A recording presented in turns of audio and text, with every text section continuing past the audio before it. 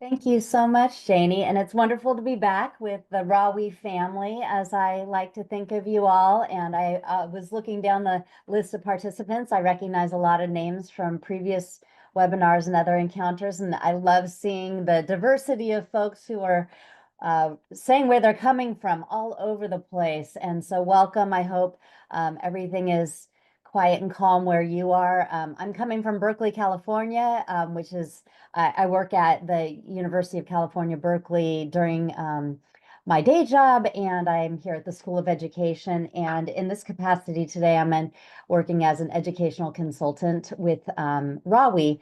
I spent 26 years in K-12 from teacher to superintendent and pretty much every job in between. So I have lots of hands-on experience and a lot of empathy also for you as we are facing very challenging times in our schools and as well as in our country. So keep them rolling in as you are saying where you're from, and hope to have a nice interactive experience with you here today. So Randy, if you can move on to the next slide, please. So this is just our introduction slide, critical data for attendance improvement. And as Janie mentioned, I like to overlay an equity lens on our conversations around attendance, because often we have our most marginalized communities and students who are under-resourced and sometimes disenfranchised from our mainstream community schooling. And how do we bring them back into the fold is really my focus, and how data can be a pivotal key aspect of doing so. So Randy, if you can move on to the next slide, please.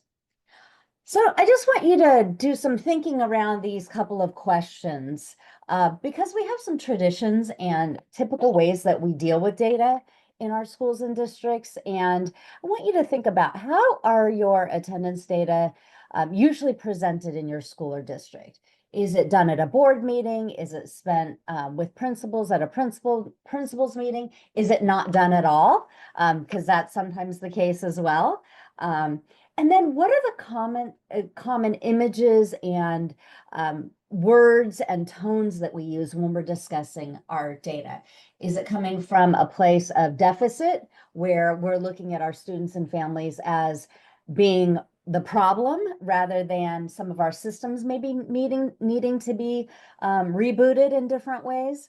And then how do people respond when they see the data? Do they glaze over? Do they write it off? Do they get upset? What are some of the emotions or the kind of actions that take place when you present the attendance data to folks?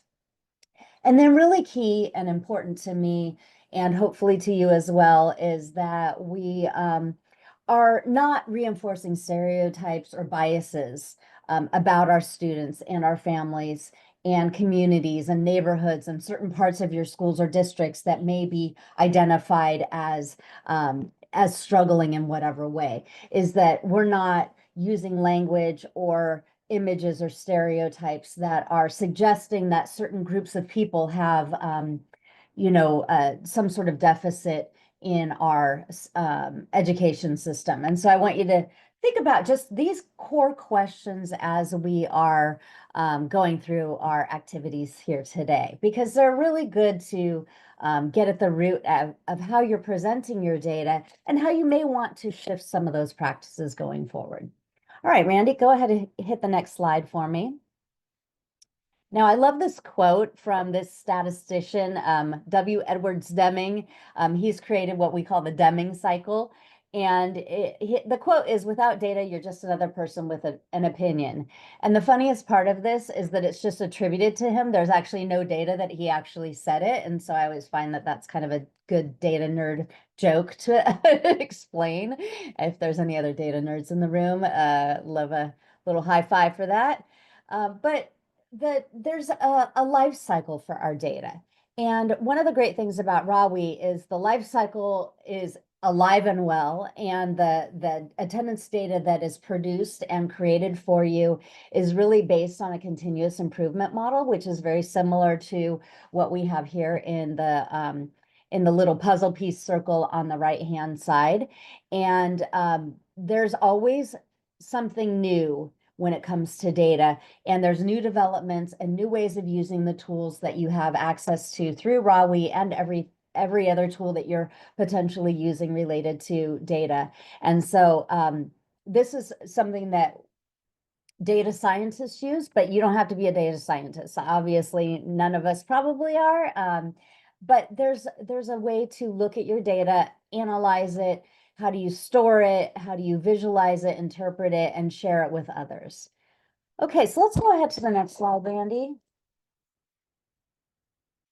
This is probably very obvious to you because it is like data 101 for attendance. But just in case there are folks in the room who are new to this work, I just want to share some of the common understandings of what different pieces of data are.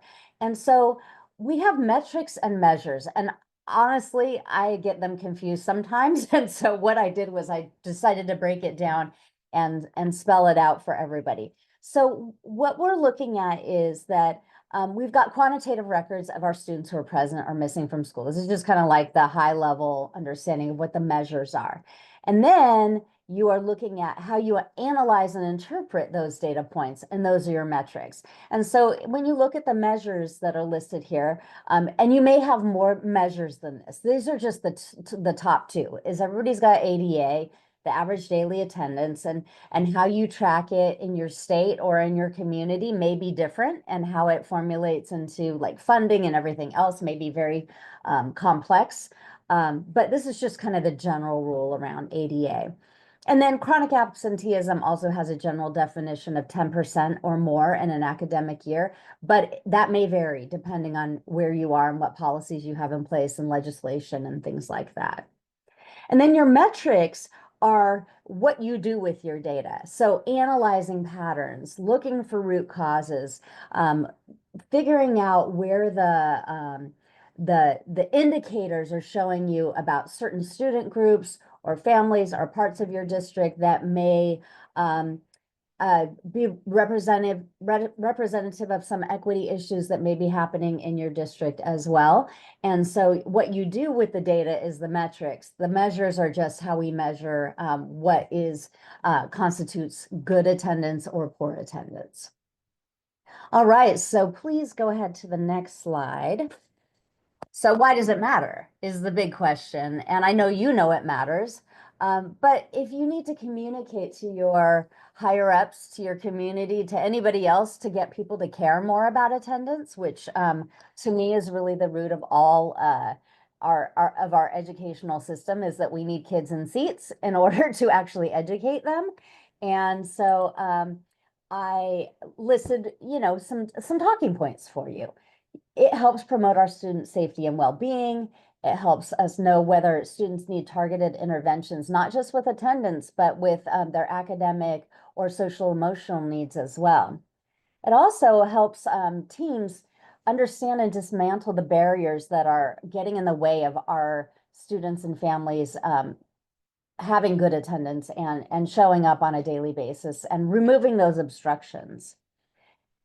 We also can find out what the root causes are. I always say that poor attendance is a symptom, and it's a symptom of something deeper that's going on. And so what is really beneath those symptoms? And so this is what looking at quality attendance data will help us do as well.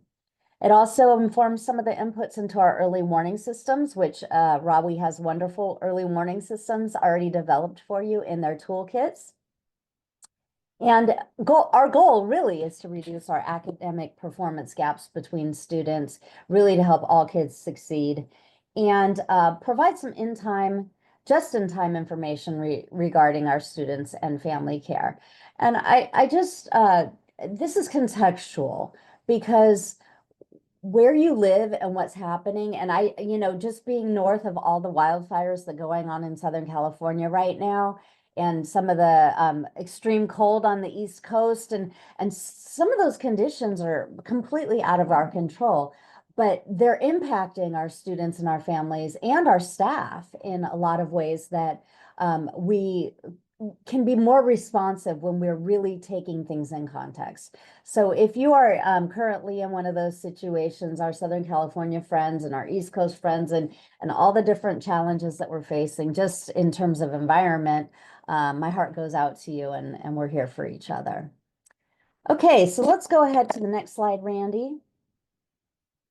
Okay, so I love that I found this little picture of this little girl because this is just like the perfect example of what happens when we have dirty data.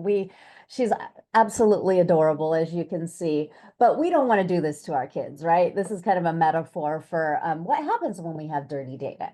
Um, it means it's insecure, like you don't have the mechanisms to make sure it's protected. It may be incomplete or missing information. It could be just completely inaccurate in certain realms. It could be old and outdated. Um, Incorrect is also kind of a cousin to being inaccurate. Inconsistent, sometimes your data is good, sometimes your data is not good. Duplicated means that you have some overlapping data in certain areas. And so what I'd like you to do just for a moment in the chat, put down any of these that are biggest concerns for you in terms of making sure that you have an integrity in your data. So just pop in the chat one of those words that is really top of mind for you so we can see what is, all right, great, thank you. Inconsistent, inaccurate, inconsistent, inaccurate. Seems like a theme here. Duplicated, incomplete, inaccurate. I'm just reading them to you, Uh-huh, uh-huh. Dr. Wallace. Yes. Looks Yeah, like they're all about incomplete the and same. inaccurate seem to be quite an outdated. Thank you, Candace. Inaccurate, inconsistent. So it seems like across the board, there's a lot of potential data issues that we're facing. And and how do we create better accuracy? How do we create more consistency? So everything that we have here, we want to do the opposite of. We want to have security. We want to make sure it's up to date. We want to make sure it's correct, want to make sure that it's not duplicated, that you're not counting things over and over again. And so thank you for sharing some of the issues that you're facing um, in your own community. And we're going to have some conversation about some common challenges in just a minute. So Randy, if you go ahead and pop to the next slide for me. All right, so here's some good practices for key attendance data, um, best practices. Accuracy. You need to make sure that your data entry is really tight. And it can be very easy, especially when you've got human beings typing things in, that can create a huge inconsistency issue or inaccuracy if you have a lot of manual typing in of your data. And so what we need to make sure is that we have mechanisms in place for information being correct and complete. And how do you make sure that you have double checking and cross checking so that the dirty data gets cleaned up before it gets acted upon, because it may lead you to wrong conclusions. You got to keep your data secure, which is a key element, and student attendance is confidential information, and so we have to keep it safe. Utility. This is one that sometimes I think we forget to think about, is like, what's the usefulness of the data that we're collecting? And is it providing us information that guides us and actually provides direction for us to make choices and take action on what we're seeing in terms of themes? And then timeliness. Old data can be very unhelpful if it's not just in time. If you're looking at your attendance data from months ago and kids are still in a certain situation and it's not improving, really having that timeliness that people are turning in their data on time. I know that you have to bug your teachers. Oh, did they finish their attendance? And it can be a slog, but really making sure that that timeliness is up to date, because kids should know, our parents should know by the time that their student is missing from class or missing from school, that it's right in time so that they can take action as well. And then the last one is just accountability. the group of people who are responsible for the data entry, submission, maintenance, and storage are trained and accountable. Now, training is one thing. We need to make sure that people actually know what they're doing with the systems that they have in their place. And I know that I've experienced some conversations with Rawi clients where they're not really accessing all of the potential uses of the system and elevating their ability to really implement their data practices with integrity. And I just am reading Cheryl's comment in the chat. Humility and integrity are integral to data collection. And it really agree with that because people, I think sometimes in my experience, think of attendance taking and monitoring as a mundane chore. Honestly, just being truthful, that's my experience with folks. And those of us who really care about, attendance tracking and care about the kids behind those numbers really do need to have the integrity of like, this matters to me as much as it would for my own kid. And so thank you, Cheryl, for popping that in the chat. And I welcome people to interact with us in the chat as well as things are popping into your mind. So thank you for getting us started on that routine, Cheryl. Okay, Randy, let's move to the next slide. And we sometimes also think about attendance data as being very very unilateral with kids are there or they're not there. But there's also ways to embed that data within all kinds of other data outreach mechanisms. And so the quick checks and the deeper dives, like the quick checks are things that you have right at your fingertips. You can, access immediately just with a push of a button. Deeper dives may be that's the action that Cheryl had mentioned in the chat about really figuring out the root causes about what's beneath that data. And so the little chart that I've created here are the quick checks and the deeper dives and whether they're active or passive.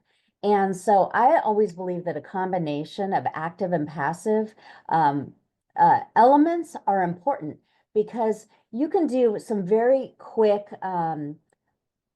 analysis by just pulling the data you get from Rawi or just pulling the data you get from your student information system.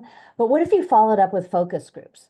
What if you do a longitudinal trend analysis? What if you have transcript review activities with your counseling staff? So think about pairing your Rawi data that you have that you can access from the program with all kinds of different ways of analyzing that data to determine whether or not we're able to find out, are there certain groups of students or families that are struggling in particular ways that can be addressed through more of a holistic approach and rather than we're trying to do the whack-a-mole, hit the symptom rather than looking at what is going on underneath that situation. All right, so let's move on to the next slide, please. So here's an example of combining some of our active and passive data sources together. So on the far left-hand side, you can do attendance tracking, at-risk truancy letters, your counseling and admin referrals, grades, progress reports, automated intervention recommendations. So these are things that you have access to fairly regularly throughout the systems that you have in your schools or districts.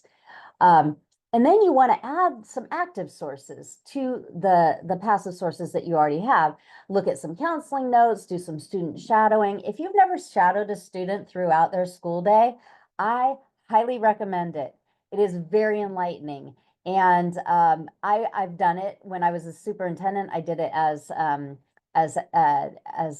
director and as a principal because it gives you so much insight into what's going on in the classrooms. And I have to say, it can be very boring and there's a lot of sitting. And so you may think about how you share some of your attendance information based on, the kids' real lived experience in those classes. What is making them actually want to go to class? Anyway, that was just my little side note on student shadowing because I think it's a fantastic tool. You can look at your SST meeting outcomes. Maybe you can have students do some self-monitoring where they track their own attendance and meet some goals. teacher check-in reports. And then what those things together, you then come up with your intervention strategies. Do they need a schedule change? Do they need check-ins? Do they need peer mentoring, et cetera, et cetera? And so these are ways, it's a little equation to figure out how you might strategize around meeting the needs that you're seeing arise. Cheryl, yes, that is a good it's a good question. I've done it both ways, but I usually let the kid know because especially I've done it with high school kids mostly. And if I'm following the same the same kid throughout their whole schedule, then it's good that they know it. They're not just having somebody creepy walking behind them. But yes, I usually get paired with a student based on a counseling staff, and they have to be a willing participant. You don't want to impose yourself. But usually the kids are pretty happy about it because they want you to know what they're experiencing throughout their school day. Anyway, very powerful strategy. Okay, so let's move on to the next slide, please. So kind of similar to an earlier slide where we talked about the dirty data and some of the messiness we get into, I want you to look at these common challenges. And so we've got all kinds of things that can get in the way of collecting data and applying it with integrity. It can be overlapping, it can be generalized, it can be confusing, we could have missing categories where you're not capturing certain pieces of data you need to capture. It could be that you're collecting standardized data in non-standardized conditions. That means that you are collecting data that should be fairly pristine, but teachers are collecting it, and God forbid, sometimes they have the kids sitting at their computer logged in, and the kid is putting, what their student assistant is putting in data. That is not a clinical condition, and so I know the old days of like putting the Scantron sheet up on the door and having the student aides walk around. Those are my early days of teaching. I'm pretty sure we don't do that anymore, but maybe some people still do. But that is not a standard condition to collect standardized data. You may have some data mistakes in terms of management mishap. You may have, a system that crashes or somebody who compromises the data in some way. Number 4 is really about just lacking the communication about what are the expectations, what are the training needs for your staff who are collecting that data and inputting the data and monitoring the data, or ongoing support. There's always something new to learn, and so that may be an issue. Could also just be that you've got some old school practices, like I mentioned with the Scantron, manual collection, outdated platforms, tools, etc. Number 6, privacy concerns, that maybe you have some violations of some regulations that we have, like FERPA or other legislation that requires you to collect it in a certain way.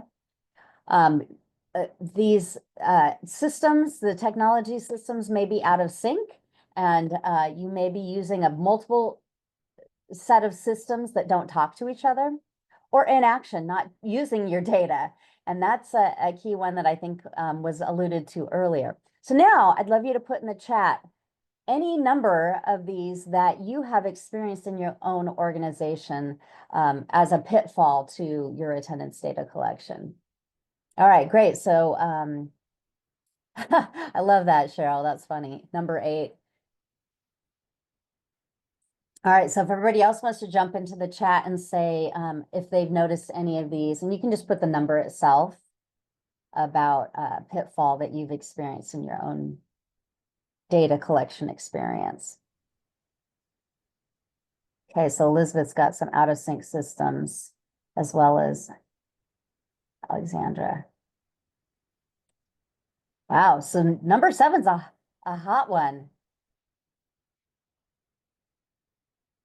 Okay, and Salvatore has number 4. Yeah, when you have a big district like that, ooh. Number 5, ooh, Chelsea's got some old school. Same with Rebecca. Yeah, and the MTSS embedding, Jennifer, is really important. Yay, Richard. Raw, we changed your life, hopefully. A lot of these are resonating. 3, yeah, okay. Oh, that's so true, Gerald. When subs are there, we sometimes have real attendance issues. All right, so just know that you're not alone. Most of these are uh, at one time or another in our face for having trouble with our challenges with our data. So number 2 for Candace, number 2. Okay, yeah, charter district, interesting. Yes, that can definitely have an effect. All right, thank you all for playing along, because what we're going to do now is look at the positives. So next slide, Randy. All right, so here are some strategic and tactical approaches for dealing with some of those common conundrums that we have with data. So first of all, you got to have a culture of data use. And some districts and organizations are very, very data heavy, and they're like, their whole world revolves around data. There are other places where data is just not mentioned, it's not used, it's reported, at the very minimum of, here's our standardized testing data, here's some basic information that we have to report because it's required by the LCAP or some other, accountability mechanism in your state, but it's not embedded in the culture. And so that is really a key place to start. Also, how often do you and your organization review and improve your attendance policies and procedures annually? Sometimes it can get really stagnant, and it's worth looking at least on an annual basis to say, is what we're doing still a best practice, or do we need to improve our practices? And it sounds like, based on the last slide, we got some room for growth. Also, number 3 is really having your absentee codes crystal clear. Because when I click a button and say that a student is absent based on one reason, but I don't have synchronicity or consensus with the other people who are, writing the same, attendance code, or, taking attendance on tardies at different times. Some teachers take it 5 minutes in, some teachers take it 5 seconds in. And so, you have to really have some consistency there. And then you've got to have your systems be highly integrated with each other, which I saw as an issue with people with the number 7 from the last slide. And then that engagement and communication with everybody who's involved, so that everybody understands the importance of your data collection and the integrity. And then we've got the, non-standard data and work conditions, and to eliminate other categorizations. And I don't know if you have any other categorizations. That means that all the things that you have as options for people to click down, sometimes people will click an other button, even if it's embedded in one of the earlier descriptors, because they're not seeing it or reading it the same way as you are. And if you have a lot of other categorizations, it tells you literally nothing about what's going on with that student or that family. You've got to have your privacy safeguards, and you need to regularly interpret your data in order to take action. That number 8 that's parallel with the number 8 on the last slide is super important. I'm going to read Dan's comment here. And so we've got the data collection process, need to follow other life skills. Can't enter an airport. Oh, I love a good metaphor. Yes, exactly. Exactly. You do need to have those checks and balances to make sure that the integrity is intact. Thank you, Dan, for that. All right. So let's move on to the next slide. We have about 15 more minutes. So I'm going to make sure we get through all of our material today. So a way to put your planning into action is to really create a few different mechanisms that are going to help you with your attendance data collection. So first of all, you take an inventory of what your practices are today and where you might have some gaps that you need to improve upon. You need to monitor your programs and protocol and how it's being implemented by all implementers. And that means people being well-trained, being calibrated with each other, and that they understand what the role of their part of the puzzle is in the attendance process. Another way to do this is to really do a deeper dive into a particularly high level attendance rate related problem of practice that is going throughout your organization, like you're having students being out for anxiety and depression, for example, and then how are you going to address that? Or versus like, you know, an illness taking place and things like that.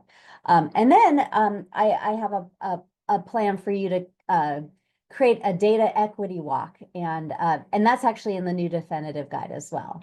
Hold on, I want to see what Chelsea had to say here. We focused on 1 and 5, helping teachers understand when they inconsistently input attendance, it has ripple effects. You're absolutely right with that. We can see that for sure, Chelsea. All right, so we're going to move on to some of these strategies and put our planning into action. So Randy, if you pop into the next slide. So this is a checklist that I created for your attendance team. And it may be something that you want to customize for your own particular uses, but these are some checkpoints of whether or not you are meeting your own standards for attendance. So I'm just going to pause and let you read down the list of these things and think about just doing a mental inventory if there's any particular gaps that you may want to address as something that is a problem.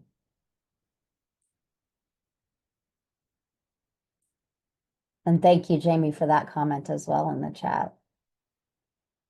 Yes, the lens is important. Who's receiving it and for what purpose? And the court schools and juvenile court, very, very true. Thank you for bringing up that. Students in alternative ed. I was in alternative ed for 5 years, best jobs I ever had in my life. And we had very different views and lenses around attendance. Thank you for bringing that up. And for Iris as well, popping in her. All right, excellent. All right, so you want to do your checklist, customize this. I ask, borrow it. Think about if you want to just do an audit of your attendance systems using a checklist like this. Here's another strategy on the next slide, Randy. Is that you can do a little monitoring of your attendance based on polling the people who are the implementers. And you can modify this to whatever way you want to adapt it. This is also in the definitive guide for you. And you can start to gauge whether or not people are using the platforms in the way that are with integrity versus I'm just completely not complying at all. And so you may want to actually take the pulse of the implementers and see where they are falling along the lines of the implementation process. So Randy, if you can move to the next slide real quick. Oops, I'm back. All right, so here's another way that you might approach your attendance improvement plan based on data. And so you may want to just pick a data point or a set of data points and analyze those patterns by, it could be gender, racial, ethnic groups, different grade levels, socioeconomics, like you pick whatever the group is that you're most interested in. Or it could be, patterns with time frames like Mondays and Fridays or proximity of holidays, things like that.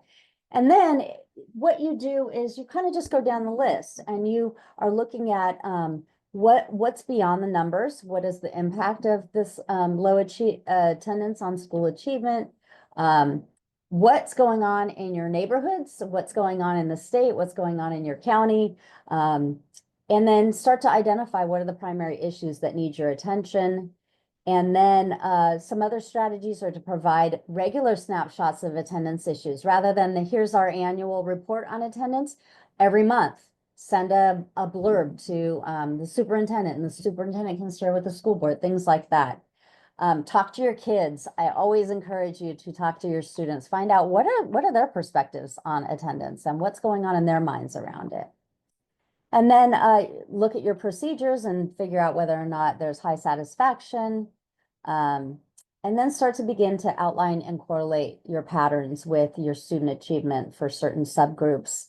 And then, just a couple other ideas around, we can only control so much. We're not going to solve poverty writ large. We're not going to solve natural disasters. What is in your locus of control rather than getting overwhelmed by the huge problems that face us out in the larger scheme of things.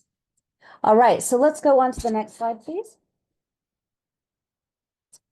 So I just like this, and I borrowed this image from somebody else, and it's really about becoming data informed rather than data driven. I'm not sure if you're still using the term data driven, but I'd like you to maybe think about adopting the term data informed instead, because it brings so much more into your decision making and action, and it has more of a humanistic approach. Okay, so the next slide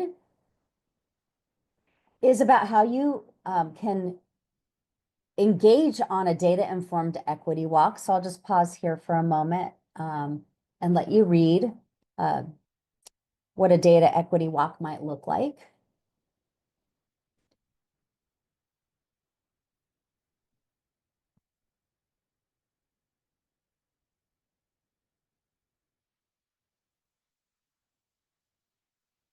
And yes, Miguel, your comment right there, can't solve homelessness. We can't solve all these huge problems, but we can serve homeless students, which is what we do. And we can make things better for the people that what's in our locus of control. So thank you for that comment. All right, Randy, so if you move to the next slide, it just shares how you might engage in a data-informed equity walk. And this is really, since this is you can do this on any topic in education. It can be on student achievement, it can be on any issue, but since we're in an attendance workshop here, this is just specifically for you, is that you would look at an attendance related issue and you gather a team together. Who's going to be involved in the equity walk? What are they going to be looking for? You're going to get a group of people together to analyze and really look at a problem based on your data. And you could easily do this with the RAWE tools that you have. And if you haven't used some of them, you may want to have a focus on a tool that you may not have previously used. And it can help you develop an understanding behind some of the attendance problems that may be really pressing for you. Okay, Randy, if you can move through the next slide. This is just a strategy around how you might move through your data walk. And and this is also in your definitive guide, so I won't go over it in detail, but you will have an opportunity to do a deeper dive into this. But honestly, this is about what Janie said early in my introduction. Everything for me is about process. Nothing is just like a one-stop thing. I got the data, I looked at it, and then whatever. It really is about building and building and building in order to build capacity, in order to make the changes that you want to make for your students and your families and your staff as well. All right, so go ahead and move to the next slide for us, Randy. Now, here's where I'm going to pop into the chat. All of these data walk tools, and let's see if I can, there we go. So each one of these has a link to it. And if you are interested in doing a data equity walk related to your attendance, then these are plug and play, regular, regularly used in the field. And they provide you some details around how you might be able to engage in a data equity walk related to attendance, if that sounds interesting to you as a strategy. And so you can click on all those links. I just I encourage you to grab those out of the chat and just put them in your browser or put them on a little notepad or something so that you can take a look at those later. But when we do the workshop in May, which we'll be previewing and giving you more information about later on, if you join that workshop, we're going to actually do some deeper dives into how you conduct a data equity walk, if that's a pattern that you want to move forward with. Thank you, Carrie. Glad you were here. Let's move on to the last couple slides here. These really get to to what people were indicating earlier on, is just the inaction or the not knowing what to do with your data when you have your data. And so what you have to do is make sense of your data. And so your data needs to be organized, sensible, understood, and reasonable. And this is really what precedes your decision making. And I feel like sometimes we take shortcuts because we're busy and we see the data and then we take action. Really spend some time engaging with your attendance teams around like, what exactly is our data telling us? And what is the story that's emerging around certain patterns that we're seeing? And Randy, if you go to the next slide, it'll show you how those patterns might unfold. And so you've got multiple perspectives, you've got what provokes the collaboration between your team and all the stakeholders are involved in your attendance improvement efforts.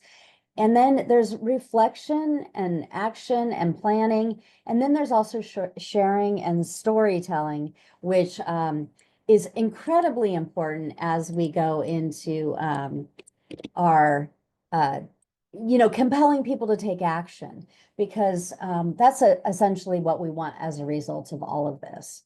And so next slide, Randy, shows you how meaning making takes place after you've done sense making.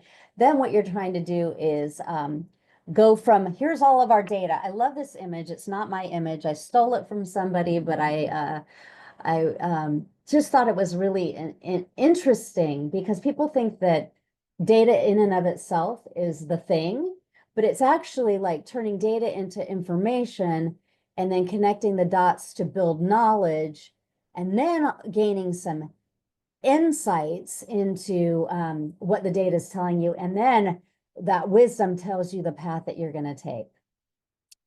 Cheryl, yes, I like that you put that in the chat there, education support team. I think that's a wonderful, because I think when we use the term school attendance team, it feels like there's a lot of people who aren't part of that or don't see themselves as part of that. So I love the inclusivity of your alternative term. I think I'm gonna either borrow or adopt it myself. All right, Randy, so let's go to the next slide and wrap our things up here. So infographics, how you share your data and show your data is super, super important. If anybody's used infographics in the past for anything in their school district or organization, feel free to share in the chat if it's been helpful. But to me, it's like the picture paints 1,000 words concept. People love, I mean, I don't know, maybe it's just me, but I love visuals. I love like data points. I love graphs and charts and imagery. I just think it really helps people digest it in ways that is much, much more accessible than reading a narrative report that's 40 pages of like, here's everything that's happening. This can be an entry point for people who don't have the time, don't have the personal interest, and you can kind of pique that interest and get them more engaged. And then the last slide that we have here coming up is on the next slide is about telling your data story. And I'm going to pop into the chat. I'm not going to show this video, but I love this video. If you just want to cut and paste it into your browser to look at later, it's really about the power of storytelling. And I believe that the most compelling ways that we can get people to act is by telling stories and building empathy and showing the real human beings, including our students and our families and our communities, behind our attendance data. And so you're really having, you're pulling at the heartstrings rather than just appealing to people's minds and logic. And so I love this video. It's just really about how stories change the way that we see things, and that it's just really exciting. I'm a former English teacher too, so maybe it's more exciting to me than everybody else, but it's a great little 5-minute video if you have time for it. So that closes us out. Randy, the last slide is just an opportunity for any questions in the chat or questions through the Q&A or any feedback or thoughts that are on your minds having listened to my presentation.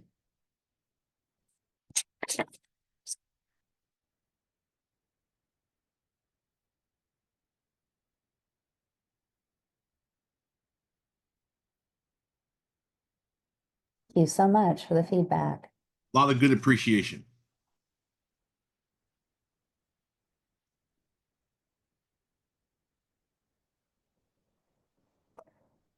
All right. Well, I'm gonna just put my email address in the chat in case anybody wants a follow-up conversation. And we also, partner together with Rawi, doing professional services. And so, if you have any professional services needs that I can help you out with, feel free to reach out to either Rawi or me directly, and we will see what we can do to help you. Thanks so much. And that's it for my portion today. And I'm looking forward to seeing how the rest of your session goes. Thank you, Kim, very much. Just a quick note that if it wasn't noted before, uh, Dr. Wallace will be the moderator for the workshops. And you can tell by all that she has told you today that she has a, a real she has a real knack for guiding teamwork and bringing people together and building a true process. And most of the templates you see in the guide, definitive guide, were built by her or found by her to serve this purpose. So this we look forward to you participating in the workshop. And for anybody who is interested, don't let the $50 put you off. We will be giving away a lot of scholarships, but if you're interested, please mark it on your calendars. We want you to bring your team together for really participating in the improvement process of your strategy. Okay, so our next guest speaker is one that we always lean on for her guidance in the attendance improvement arena. She is an international expert. I know that you've seen her here before. She brings her own fan base with her wherever she goes. And she is working on several white papers for us, or has completed several white papers that we have been introducing you to. So we encourage you to look at those. We'll give you the links as this presentation goes on. But this white paper that she's going to be talking about and the information around it was one of my favorites on data, guess less, know more. So take it away, Dr. Carolyn. Wonderful. Thank you so much. I enjoyed the presentation before, Dr. Wallace, so thank you for bringing us in. And hello to everybody. The conversation today, trust me, my hope is not to be redundant. And wherever it is, it's because we want to add some emphasis based on what was shared. But today's session is one that I want to start off and just go deep dive very quickly and then sort of pull back out. So we're talking about guess less and know more. And I did that white paper with David Haney, so I want to make sure I give him enough credit. And we also interviewed individuals from about 20 different countries. You can see the contributions there. So that was important for you to know that this is not just a one context, one person, one country. These are multiple countries, multiple views around what we believe data in itself should be when we're leveraging it for student success. Next slide. So I want you to think just for a little before we move, and you can cue it up, Randy, if you're ready, but I want you to just think very broadly about what we're going to talk about and how we're going to zoom into it. But I pulled a quick piece from a presentation that Hedy did a while ago, Hedy Chang, just to help us frame what we mean by chronic absenteeism and then serve as the bucket for what we're going to talk about as we go through. Go ahead, Randy. Just in case you haven't, I want to make sure we're all talking about the same concept here. So we've really looked at this term chronic absence, which is really before 2014 or so was not very heard. It's really under ESSA, which got passed in 2015, that it became much more widely understood. And it's defined as missing 10% or more school. The reason we define it that way is because we want folks to notice when kids are missing too much school for any reason, excused, unexcused, and suspensions. throughout the school year, they start to think about how they can take action to support, to understand what's going on and support kids. And if you think about that, that's 10% is 2 days in the first month, 4 days in the second month, 6 days in the third month. You're really not wanting to do it as a day measure because you don't want to wait till they're gone 18 days to finally take action.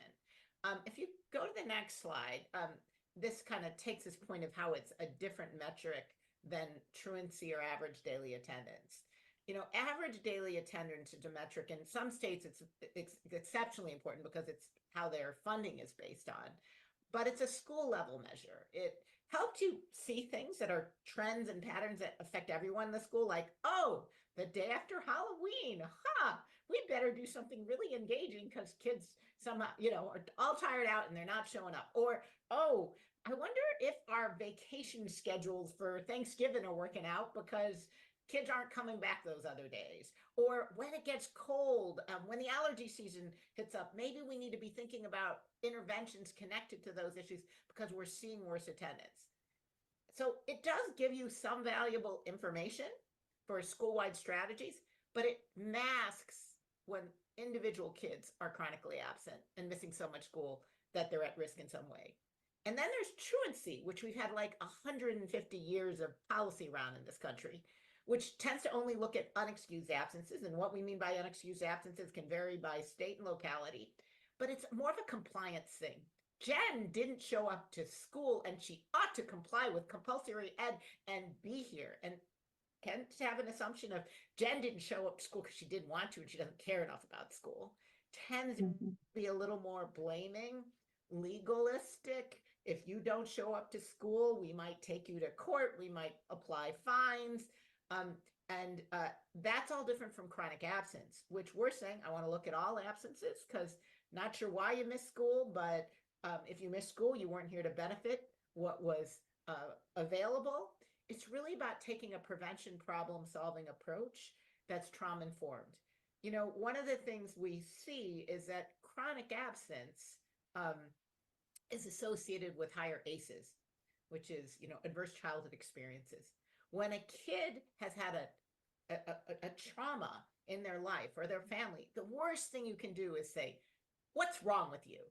Which is a lot of times our negatively worded truancy notifications. The most important thing I can say is, what happened to you? How can I help? And it's when we are engaging families, we can actually partner with them to identify and address the solutions that are causing them, address the causes, the challenges that are causing them to miss too much school. And I just want to say that this is so important because Thanks, a lot Randy. of times also what makes a child, it's only a year and a half ago.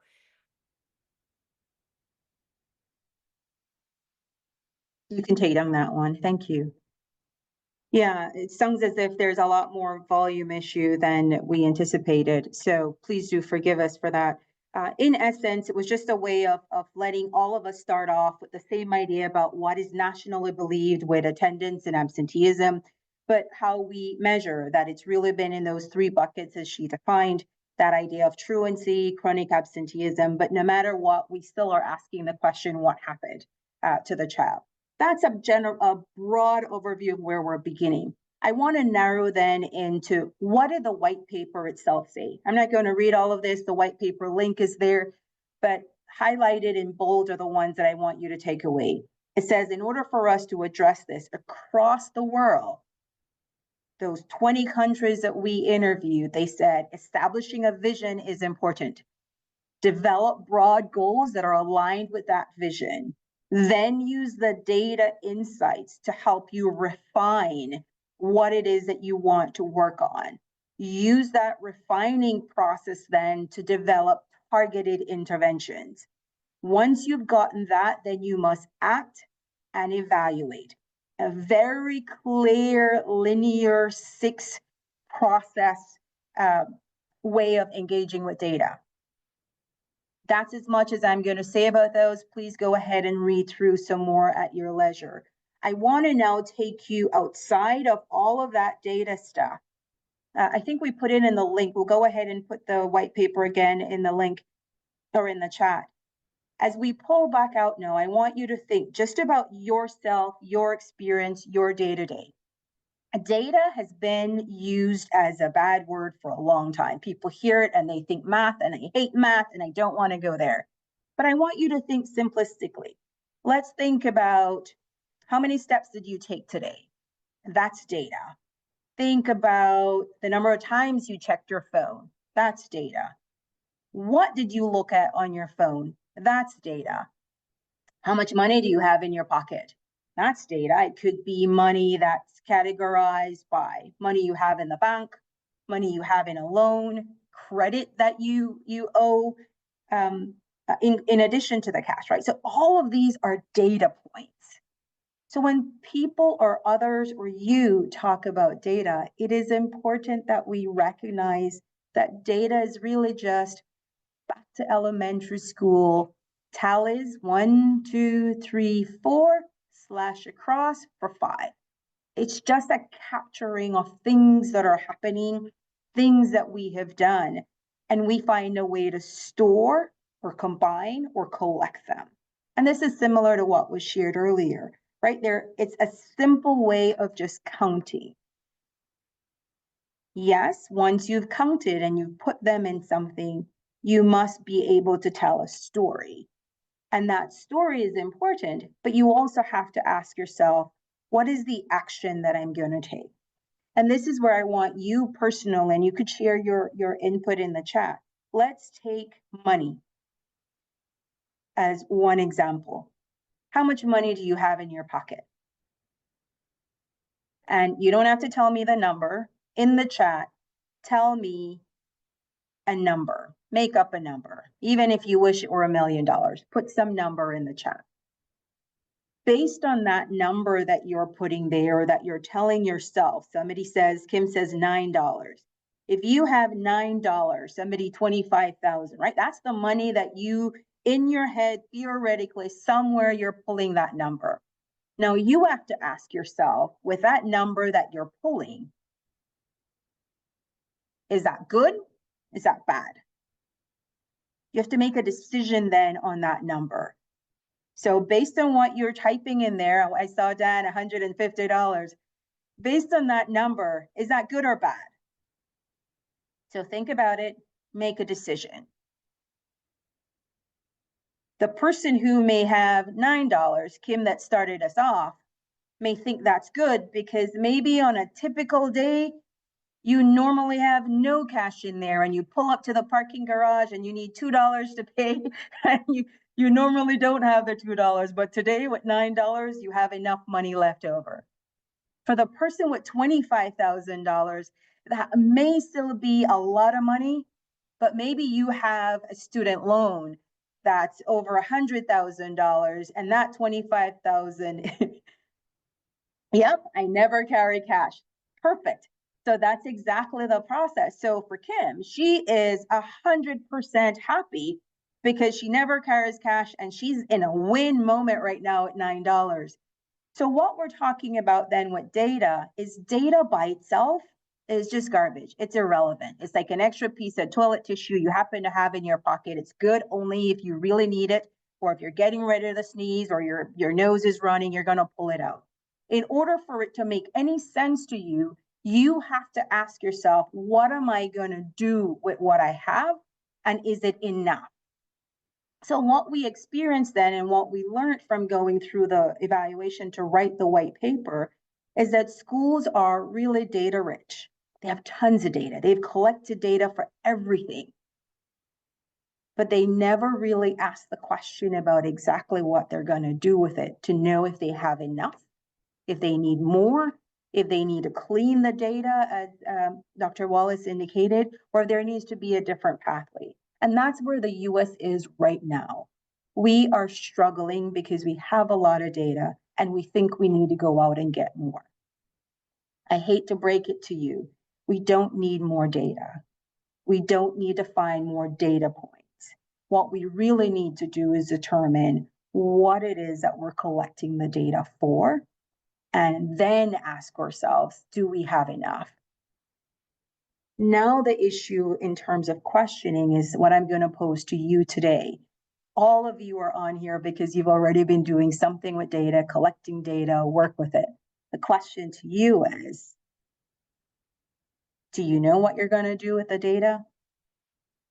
So I maybe need at least 2 or 3 of you in the chat, or however much want to, just tell me, what is the question that you're hoping to answer with the data that you're collecting around attendance and absenteeism?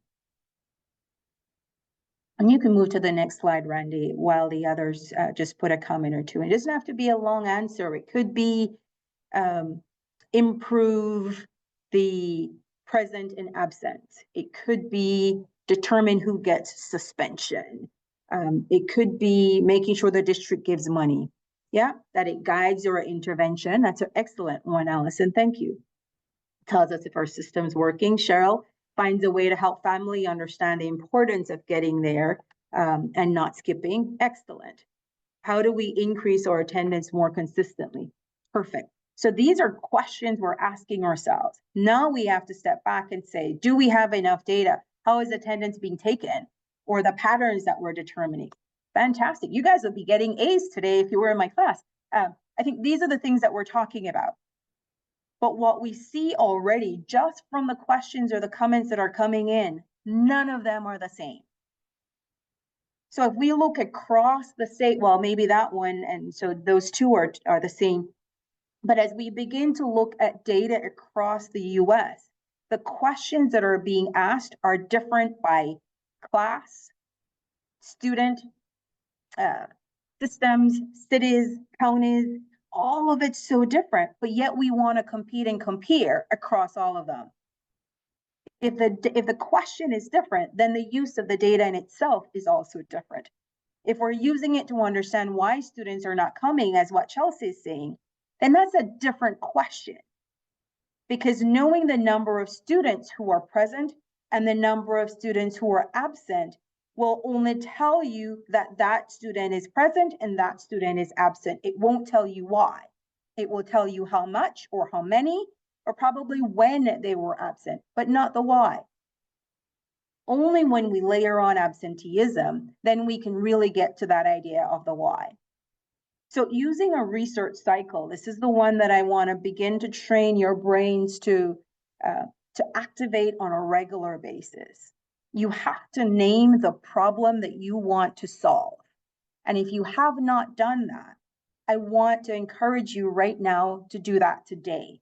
That's one takeaway that you will be able to take back to your school system. Be as clear as you can today about the problem that you want to solve. I think somebody said there about why the students did not show up or why students don't show up. That's the problem that you want to solve. So if you name that problem, then you'll be able to devise a plan. How do I collect that information? Then how do I, again, remember data are all these tallies. You're then taking those tallies, organize them in some category or structure, and using that then, yeah, good one, Cheryl, late arrivals and skipping. Perfect. That's the problem that you want to solve. Now you're going to create a plan for doing that. How do you track late arrivals? Now you're going to have to ask yourself, who does the tracking? Is that the front desk staff? Is that the bus driver? Is that the teacher that's in the classroom? What if the person is a substitute teacher? Who collects the information then? Right? So now you're looking at all of those individuals to determine who's collecting it, are they trained, where are they going? How much data do we have then? Very good point, Tanika. As we figure that out, then we'll be able to know what to do to plan. We'll know who to train, and we'll know what data they're collecting so that as you sift through that data, you'll then be able to come up with your analysis, draw your conclusion, and then be able to see impact. Remember, today's session is not just about collecting more data or telling the story of the data. Our vision today, what Kim's outlined in the beginning and mine in the follow-up, is to help you now move it into doing something with that data. And it's about how do you identify, after all of this money you've begged for, all these people you've hired, all these resources you've brought in, all these white papers that you have read, all the data you've pulled from RAWE, how do you know that you have improved attendance? How do you know that you have made a change? This is the cycle that you use. Go back to your problem, go back to your plan, and everybody that's a part of that plan, look at your data, go into the analysis, and draw your conclusion. Next slide. Still there, Andy? I know you're probably looking for this slide at the beginning. I'm just getting into the presentation now. And that's the idea that today it's really about, we want to guess less. It's no longer just about, I think, I heard, I saw. It's about guessing less. And you'll see why I'm using those two terms, particularly as we move into a conversation I want to have. When we think about guessing less, we're focusing on the data indicators in attendance improvement. Data, as I mentioned, is a collection of facts, any information, any form. And an indicator then is a scale or a measure that you're going to use to estimate the state of something.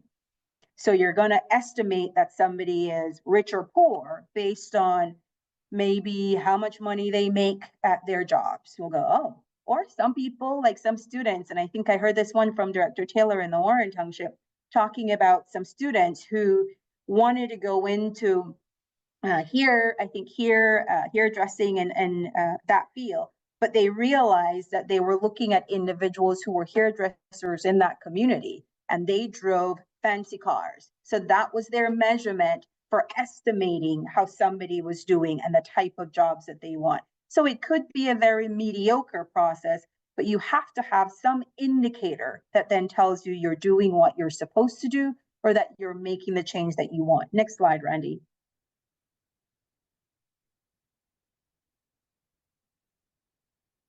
Now, this is a question. If you feel obliged to, you can put answers in the chat. What collection of information do you believe can serve as attendance facts? Remember, we're talking about data. What collection of information can serve as attendance facts? Not opinions, not thoughts, but facts. In other words, what data points, what are some data points that could be used for decision making? So if you had to make a decision using that data fact, what would it be? Number of days of absence. Excellent. Days present or absent. Perfect. Those are facts. You know the child is physically there or the child is physically not there. Days of the week missed. Exactly. What other facts? Data from things like SmartPass. Exactly. So these are data facts, not opinions, not thoughts, not assumptions. Let's move on to the next slide then, Randy, and you guys can continue putting more in the chat if you'd like.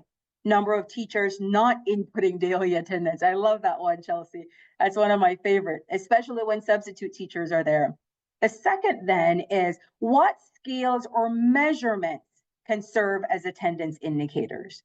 So you have the data, you have the facts of what you're thinking about.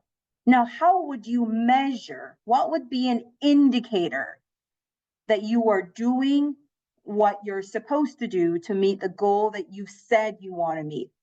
What would tell you or others that you've improved, or what would be the time to address attendance in your school? Like, this is really bad, this is a time that we should do something. Week-to-week comparisons, maybe. Yeah, I think that's correct, Cheryl. It's the idea of looking at a pattern so that you can eventually recognize, are we up or are we down? That's the indicator you're looking for. If you say you want to be rich, or in the example I share with the girls, how would you know? And you'll see some students say, well, as long as I get that fancy car, or some adults will say, once I buy that big house or live in that neighborhood, or I finish this. Those are their indicators of making it or not making it. So that's what you want to think about. So that's what you're taking away today. You have a plan, a cycle. You're now identifying your facts. You're now moving into your indicators. We also do every 2 weeks. Perfect. That's what the type of stuff. The idea of the 2 weeks, though, Chelsea, is because you want to react to the data quicker. Not everybody does that. So I want to highlight that. Some districts wait until 3 months. Some ending of the first semester, or only report it when the state actually asks them for the data. You can move on to the next one, Randy. Only when the school asks them for the data, then they move into it. What I want to share with you is an example that comes out of Warren, a school district that has been leading in the state of Indiana, doing exemplary work, but they had to also step back and do it a little bit differently. I'll let you read a little bit about what's on the slide before I go in more detail. But what I want to share with you from the two questions that I asked is that right now, what we have in many schools, all those data points that you mentioned to me that are facts about items that let me step back a little.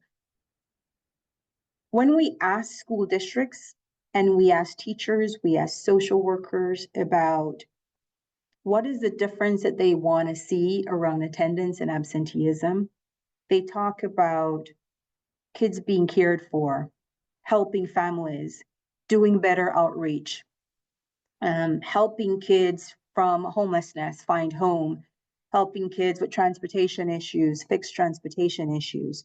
Really heart-wrenching, emotional, empathetic, caring processes. And that's why they go out and they beg for money, or they ask for additional resources from their superintendent, or get into spats with different people about the care and the work that they're doing. But what disappoints me the most is by the time we go and we ask them for data to speak to this, we don't find the right data. We find exactly what we've been putting in the chat, that we're tracking numbers, we're tracking present only and absent only. We're not tracking care, we're not tracking interventions, we're not tracking family and family well-being and how they're doing. So the idea then of the second factor that I want to bring in, why I'm sharing this example from Warren, is that they took a concerted effort back and they defined their problem. And they noticed that there was no concerted effort to improve attendance rates overall. In the beginning, they noticed that there was limited support from leadership, limited to no coordination or training or protocols or cadence of accountability. And this was almost 10 years ago. And together, they now have, their superintendent leads a lot of this work. Director James Taylor, he's well known in the state of Indiana for leading a lot of this work and change. Leadership then agreed on a concerted effort to be able to improve attendance. But it also meant other people had to come together. So they brought their leadership superintendent, but Allison also came on board. My goodness, the way that she was able to get the team together to make work happen. She defined roles. The assistant superintendent also was tasked with coordination and meeting with district personnel, including the technology department. This is the gap we often have. So we talk about the teachers and the front desk staff collecting the data, but we don't talk about the technology people who have to input and spit out some of the data that we're working with. So they too must be part of your plan. They also put in specific policies and protocols to help them through. They put in RAWE as a system, but as they were able to walk through the process, I think we went back, as they were able to work through the process, they developed a district-wide attendance plan so that you were not the only one, or that person's not the only one that was a part of that process. They shared that plan with stakeholders, worked to communicate, where the superintendent served as the assistant superintendent was the primary person. So they're not looking around, who should I talk to about attendance data? One person was identified, any questions or comments, and where there were bottlenecks, that person circled back and ensured everybody in the district got what they needed. They then worked with the IT department to establish procedures and reports for building staff, instructed on monitoring cadence, as well as reporting. Next slide, Randy. I seem to be having some issues there. And what changed as a result? The data changed. The story they told changed. Positive attendance being the SIS, they updated their attendance codes and recorded every period, every day, with no assumptions for blanks. They instituted a process of accuracy and clarity. They created what was new to me, right? A Z code for no shows. But this was differentiating students who have truly never shown up versus those who were absent. They cleaned up their A code, so their attendance for unexcused absence, and P for present, but they added one where they could differentiate whether or not it was by the teacher or the office. So the AO was by that an unexcused absence put in by the office, and a present by the office. But it also helped when, if they were able to pull data, they could identify if that day a substitute teacher was there, where there was an error made in the data. They then screen the data.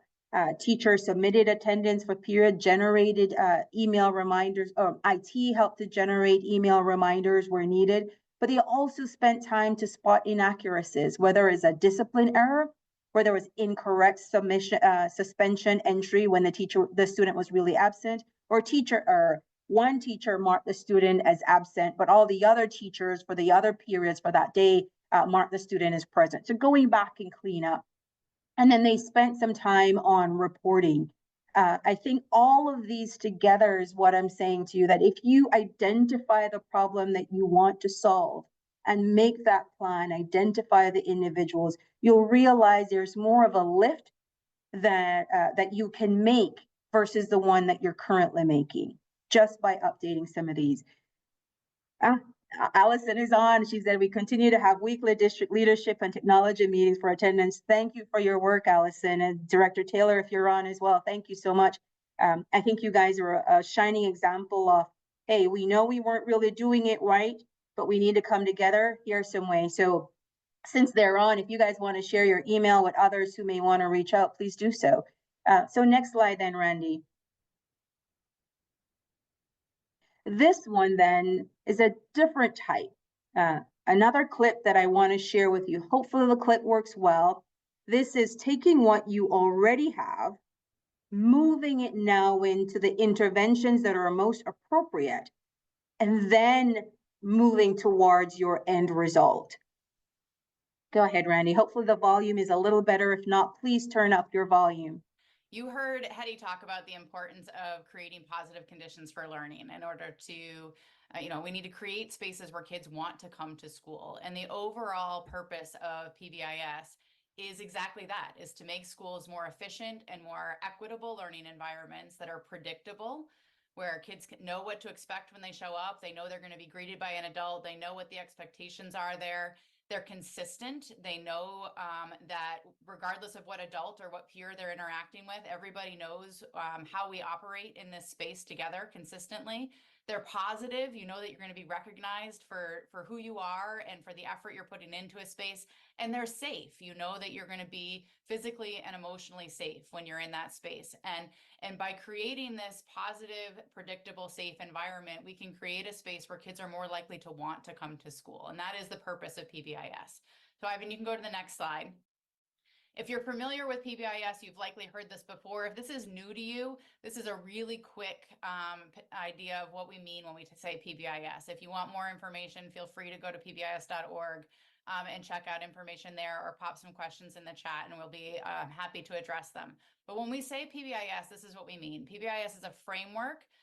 It is not an intervention. It is not a program. It's a way of doing work for enhancing the way we select the adoption of practices and the implementation of them. And the goal is to build a continuum of evidence-based practices that have really important academic, behavior, social, emotional outcomes for all kids. And so that's what we mean when we talk about PBIS.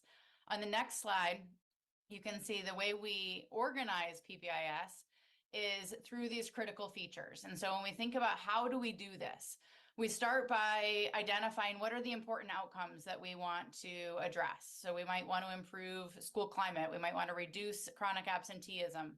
What are the evidence-based practices that we are going to select as a team to be able to do that work? What data do we need to guide that work? And then what systems of support do we need to have in place in our district to make sure that we have the capacity to implement those things well and to monitor the outcomes associated with those? And all of that work is centered in equity, in the idea that we're not making sure that we move the bar sort of for the average student, but that for each individual student and each individual educator in our districts and schools are benefiting from the practices that we select. On the next slide, you will see these are some of the outcomes that we get when we do PBIS well. So when we implement PBIS with fidelity, so we're doing what we say we're going to do, we see improved student outcomes in a lot of different areas. One of them, highlighted and pretty relevant for this webinar, is we see attendance improve. When we do PBIS well, kids come to school more. But one of the things I want to point out to you is that in addition to just increasing attendance, we're also going to reduce a number of the factors that Hetty was talking about, the barriers, the reasons why kids are chronically absent. Just by doing PBIS well, we see increases in pro-social behavior in schools. We see reductions in bullying. So schools are safer places, reductions in the use of drug and alcohol, the reductions in office discipline referrals, suspensions, restraints, and seclusions. And we know that students and teachers report this space as a safer, healthier environment to be in. And so just by doing PBIS well, we can impact attendance and a lot of the factors that lead to this crisis that we're talking about. However, the scope of the crisis that Hetty just described to us requires that we do more than just what we've been doing in the past. So on the next slide, I want to have you think a little bit about how do we expand what we typically think of as PBIS in order to impact attendance? How do we organize this work if we're going to bring them together? And if you are implementing PBIS, you are used to thinking about things in a triangle. We organize the practices by intensity of need, right? So what are the practices we're going to put in place for all students? What are the practices that we're going to put in place to support some students? And then what are the practices look like for our kids that need the most intensive support? So when we move into the attendance space, we can think about what are the practices that we are going to implement in our district to help support attendance. And we can start to organize those in those same spaces. So if we think about, in some cases, we need to teach kids some new skills. We might need to teach them how to access the transportation system. We might need to teach them some self-management skills or problem-solving skills in order to make it more likely that they can get to school on a regular basis. We need to reach out and engage families and think about what's our communication to families look like. We need to think about how do we engage families in problem solving if their students aren't making it to school. We can think about incentive-based strategies and mentoring-based strategies, all within the PBIS framework. And this is going to look different in every school and in every district, but the idea here is for your team to kind of make a list of the things that you're going to put in place and then organize them within the continuum. What are the things that all students are going to benefit from? What are the things that we're going to reserve for students that need some additional support? On the next slide, another way to think about organizing your supports within the PBIS framework is to think about the barriers to attendance that Hetty described to us. Think about what are some reasons that kids don't come? They can't get there. They're sick. They're chronically, they've got a cold. They don't feel good. What are some, they don't come because they're afraid to come because they might get bullied when they get there, or they don't come because they don't feel connected to the community. And so when you're putting together your continuum of practices, think not just about the triangle and sort of how do we intensify for students that need more support, but also think about arranging practices across those different reasons why students don't come to school and make sure that you've got something in each area. So for example, in Tier 1, we can think about removing barriers so we can promote wellness and good health practices. We can problem solve transportation barriers in our community. We can think about reducing aversion to school, making sure that our schools are places where bullying does not happen, where kids are emotionally safe. And we can think about increasing engagement for students and families. What are the practices that we want to put in place to increase the likelihood that kids are going to feel connected to the school community? And then as we kind of move up the tiers, we do the same thing across each tier and across each of the reasons why kids might not come to school. We can think about what practices do we want to slot into that space. On the next slide, just a quick reminder that when we're thinking about matching our practices to needs, when we're doing that for all students, we can kind of do that in general, look at our data and think about what do most kids in our community need. But as we move up the continuum, we need to think about the match between the reason the student isn't coming and our practices needs to get tighter. Our use of data needs to get tighter, and our systems need to get tighter and stronger as we move up that continuum. And then on the Thanks, last Randy. slide, we just want to remind you.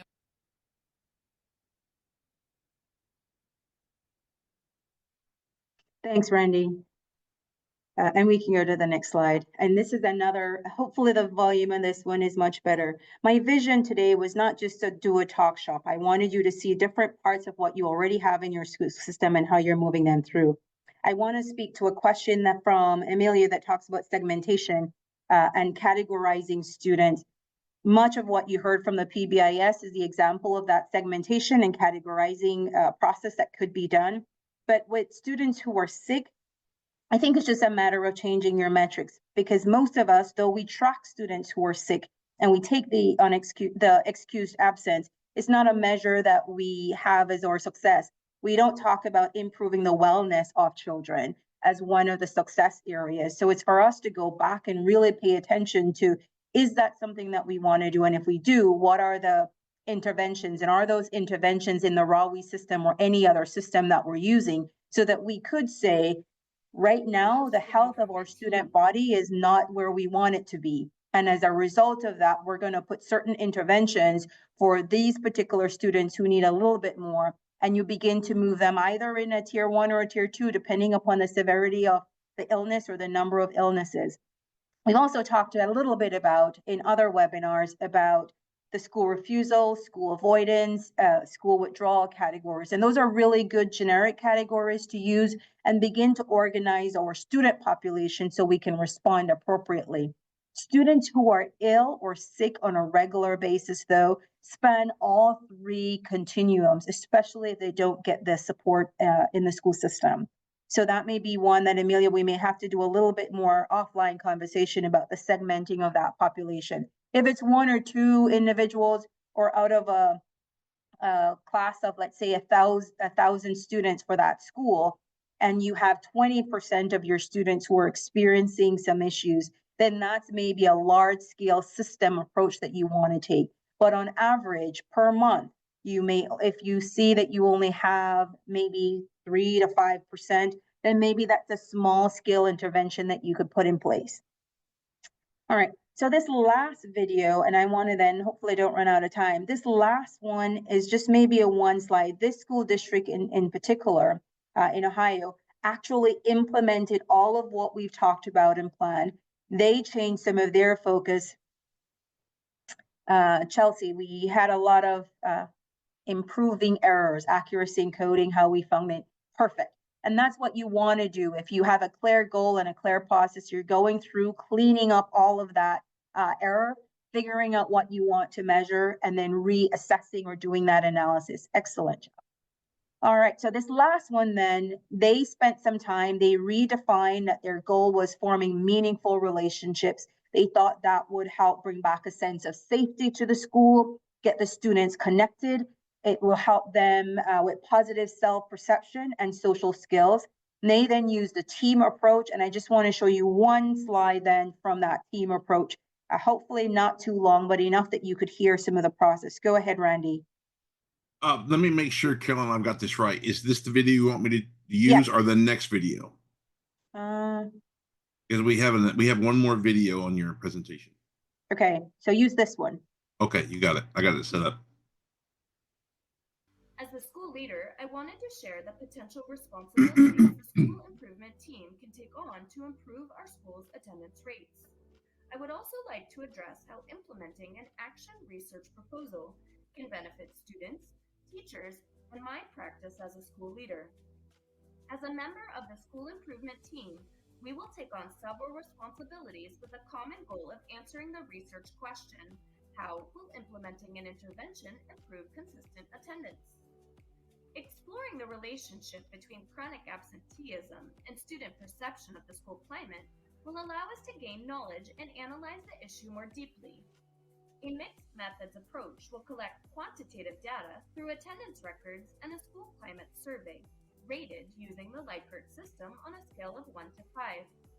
Qualitative data will be collected through open-ended survey questions, interviews with a focus group, and the data will be analyzed to identify trends and patterns.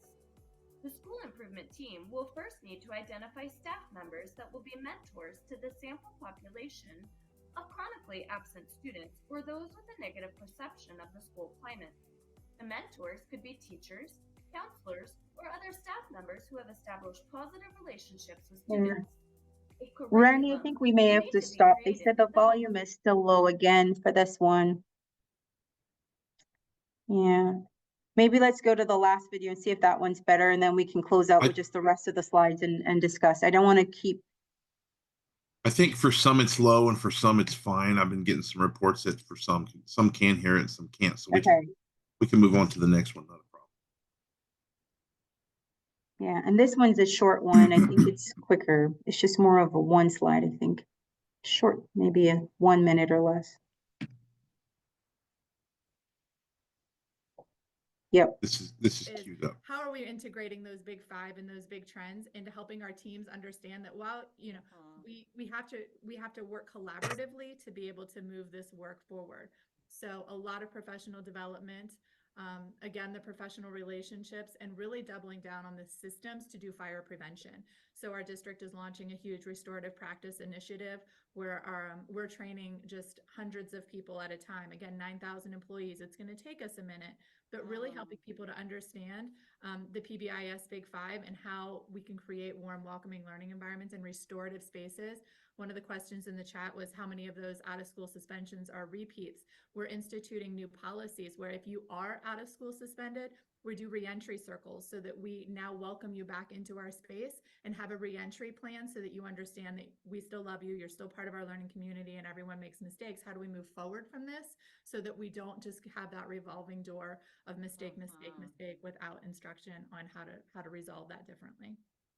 Yeah, talk a little bit too about perfect. Thank you. In terms of your. All right, and we can go to the last.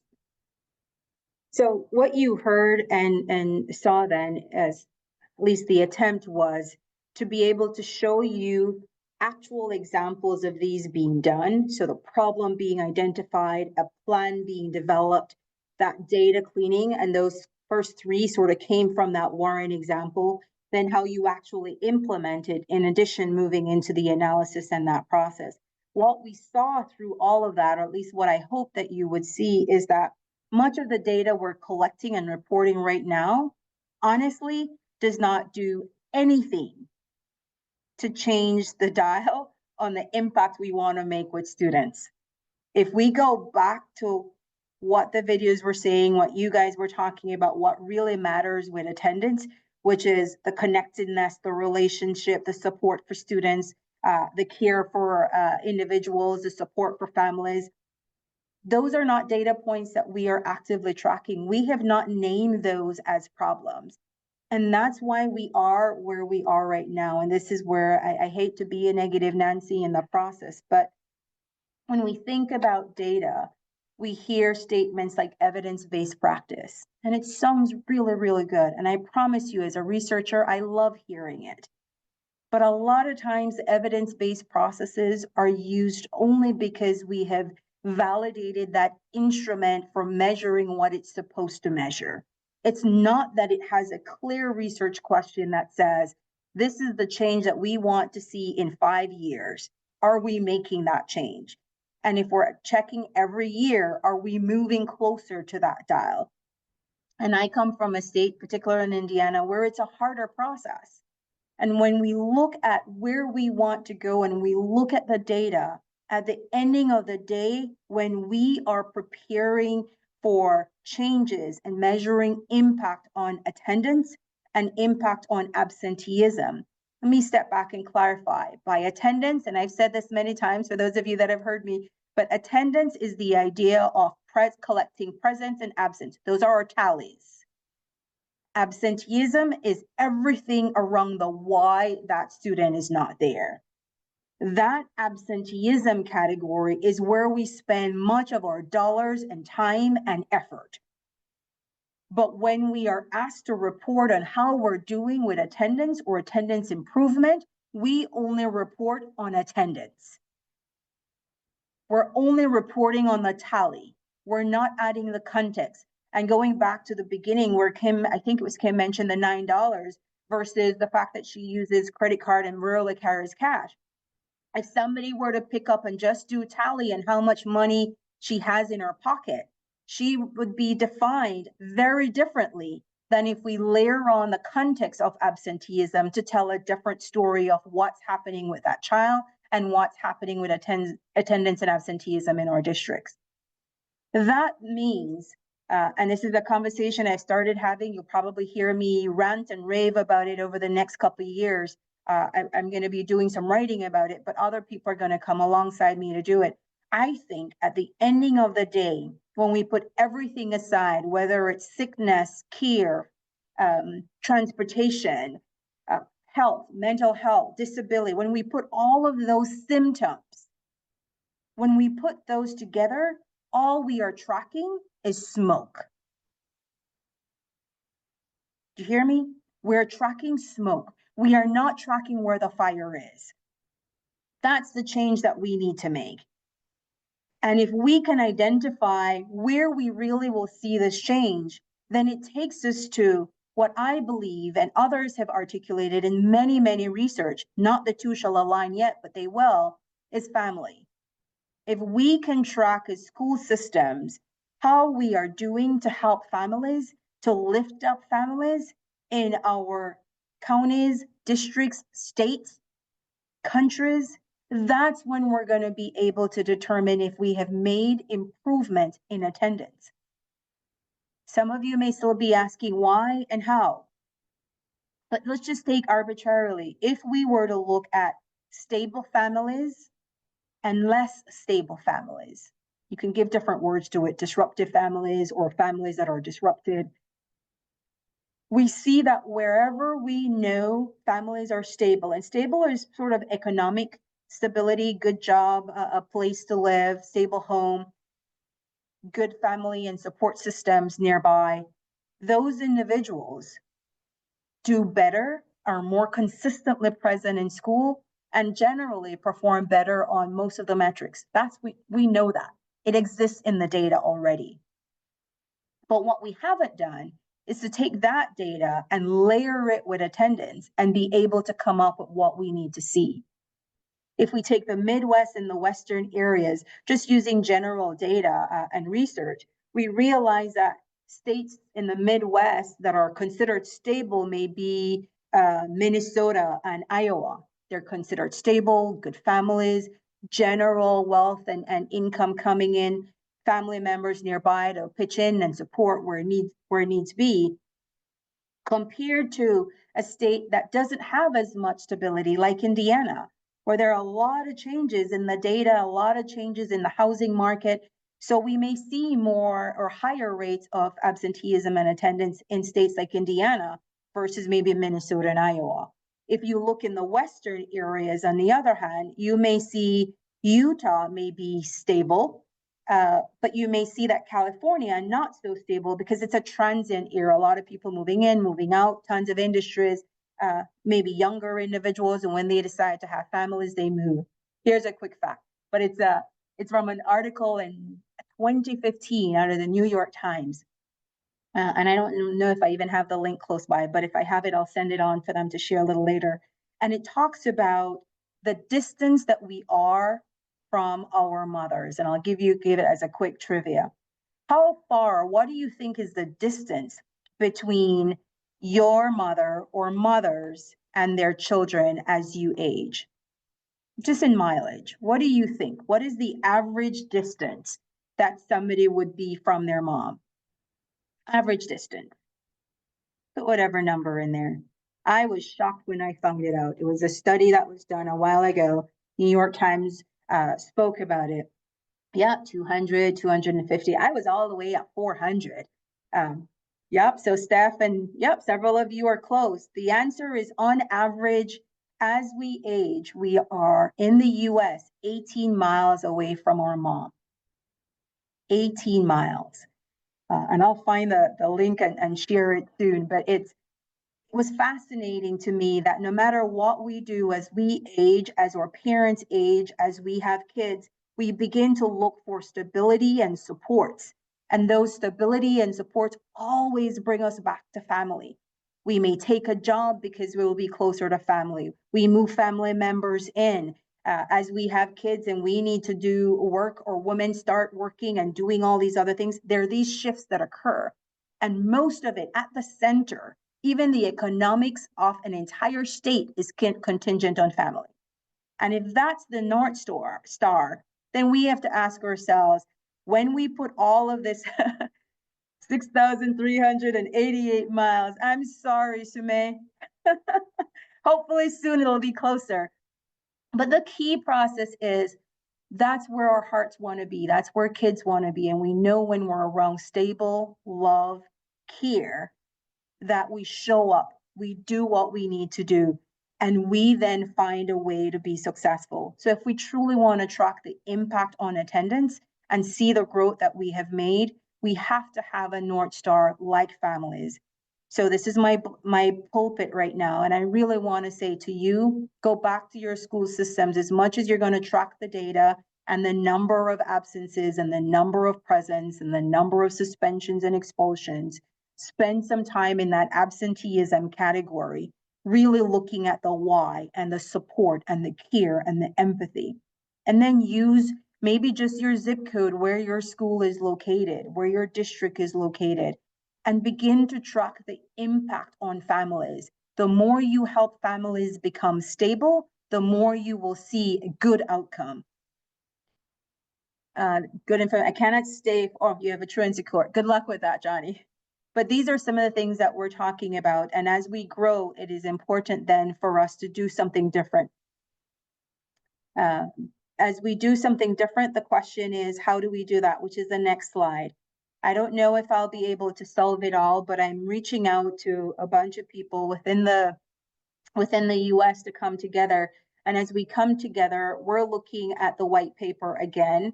And as we do that, we're saying, try to make sure that we establish measures that are tracking and early identification. Look at the number of defined or mapped or deployed targeted interventions and whether they're intensive. Look at your personnel as you work through that. Look at the attitudes and activities around climate and family engagement. Housing is a key issue. Exactly. Thanks for sharing that, Salvador. Hopefully I pronounced your name correctly, but that area is one that's growing across the US. In fact, I just went to a session yesterday to talk about the closer we pay attention to housing, the lower we'll see homelessness and we'll see better attendance in schools. So it's interesting data that's coming out and quite relevant. And the last then is we have to evaluate the effectiveness of our practices. We can't say we're doing good with attendance simply because last year we were at 9% and this year we're at 8%. That's one measure. It is not the context. It is not the total story. And if we have more students coming into our system, then we need to pay attention to the families that they bring with them in order to make a huge impact. The cadence of accountability then is important. Make sure that reports and action are key with person and who's responsible. Look at policies and protocols to make sure all people are trained. Look at your codes and the definitions of those codes. Standardize practices where possible, where you can bring in any reliable system, whether it's raw, we, or other. And then lastly, make sure that you train your staff, especially front desk staff, IT staff, and substitute teachers who also impact your data. Last slide, and then open for questions, but not too much time left. I'm sorry. One of the things that we're getting ready to do is, I know my vision is new and different, but centering on this idea of family, I believe that across the US, there's a lot that's going on and we need to come together. We will be launching USA Attendance as a way to bring all persons who are engaged in attendance. So we invite you to join us in Indianapolis if you're able to, May 20th to the 21st. We'll be sending a link out with the website for you to register for the conference. But it's an opportunity for all of us to come together and really figure out what's going to happen with families across the US. Can we identify a measure that's clear enough that we can all track to see whether or not we are doing what we're supposed to do? So we lift up the US in general rather than only small pockets of change. As we do that, we're also going to be launching a training, and that training, it's a totally certified training for those who are interested in attendance and absenteeism. That's the other thing that we've noticed. There are a lot of small trainings popping up, and I think they're really good, but we don't have a certification system for doing that. There's not a standardized process for doing that. So we are launching, hopefully come March 1, a CPD certified accredited training that anyone across the US would be able to pay to be able to do that. We're going to use those dollars then to fund the work that we're doing for USA Attendance to make sure that you have the support that you need, but that across the US we're making a difference for families, because that's where it counts. Today, tomorrow, and when all of us age, we also want to make sure that we're in systems that work well for all of us. Thank you so much for your time. I open up for questions, answers if you are willing or able. I know some of you had to pop off. Thank you for staying on. For those who did, questions for me, tough ones, hard ones, funny ones, all of it. Do you have a link for the conference? We're working on it. We should have something by the 1st of February. Yes, we will share that link. We are working on it right now. No, thank you. Salvatore, is that correct? Perfect. Thank you. Yes, we will send the link, and we hope that you will spread the word, come together, join us. Ultimately, what we're hoping to do is we will then be able to generate what we will call the USA manifesto or something around attendance, so that you will also have something that's going to guide your work.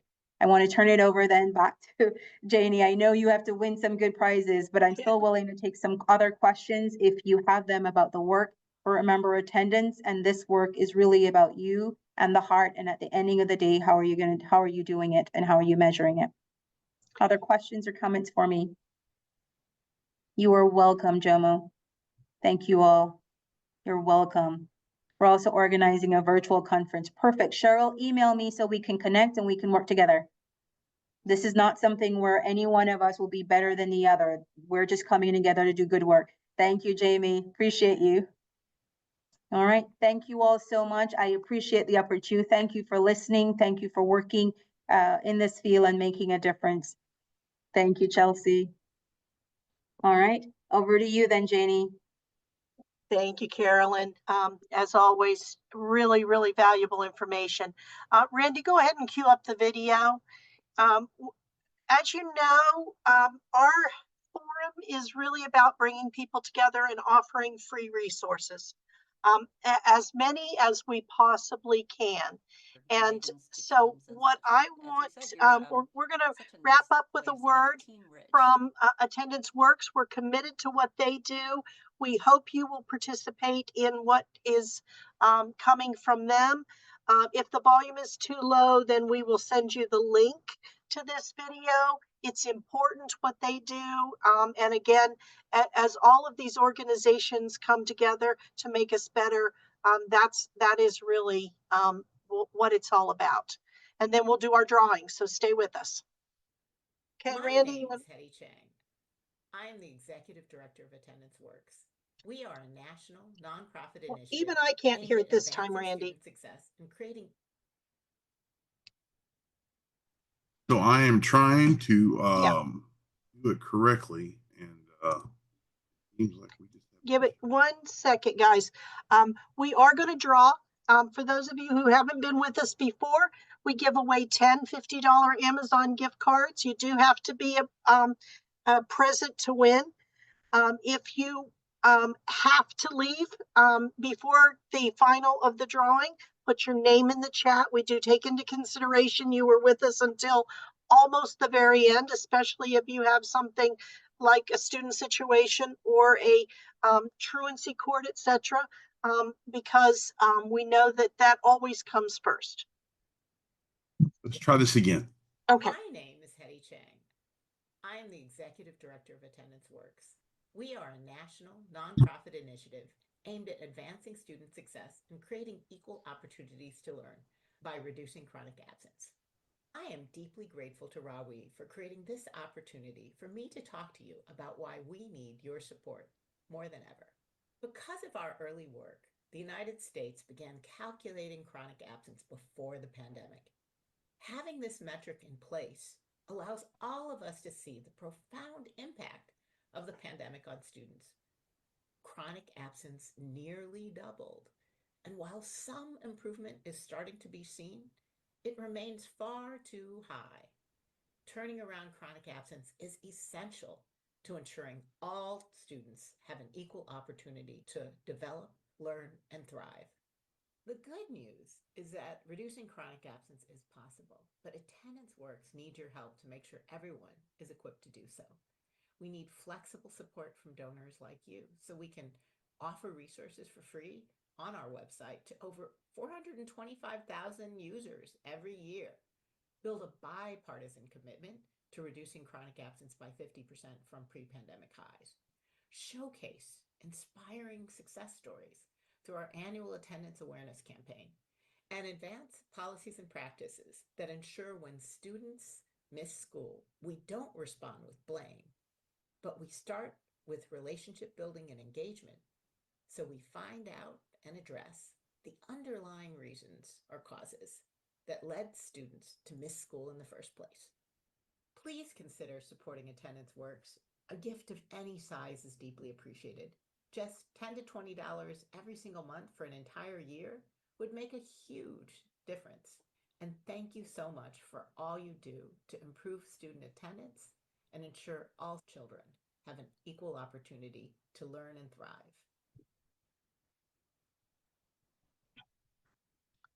Okay, thank you for hanging with us, guys. We know that was super low, but we do want to make sure that you know, one, that they have all kinds of free resources available, but two, they also are are needing subsidy in order to keep what they do going. And we hope that you will consider participating in all that they do. Okay, Randy, you want to click a couple slides ahead? Please go to rawek12.com. What we do here, we do because this attendance improvement initiatives are all very, very important to us, but we'd love the opportunity to show you what we do as well. So thank you for that. And there is a QRC code if you're interested in donating to the Attendance Works effort. Okay. All right. It's time for the So do you want me to stop? Do you want me to stop my share and then you're gonna do yes, this? I'm going to share now. Okay.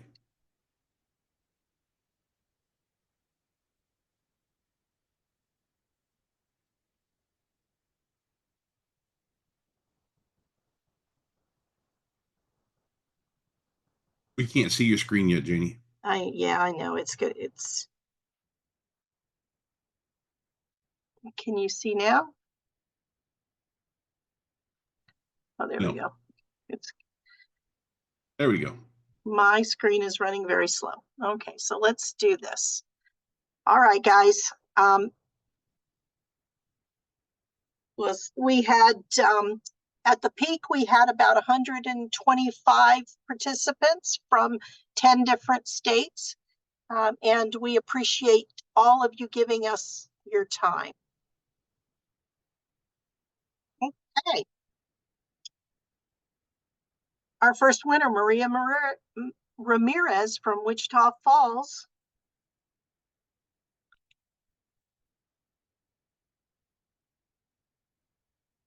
Maria, please put your name in the chat so we know that you're present.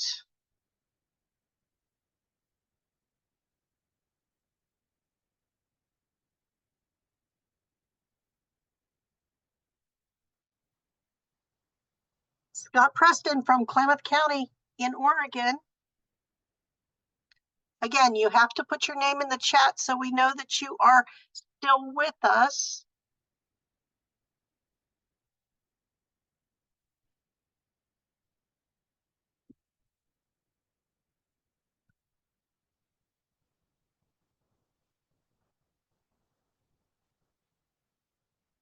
Tanya, from Cleveland ISD in Texas. Excellent. So Scott is here. Maria, don't forget you have to put your name in if you're still with us.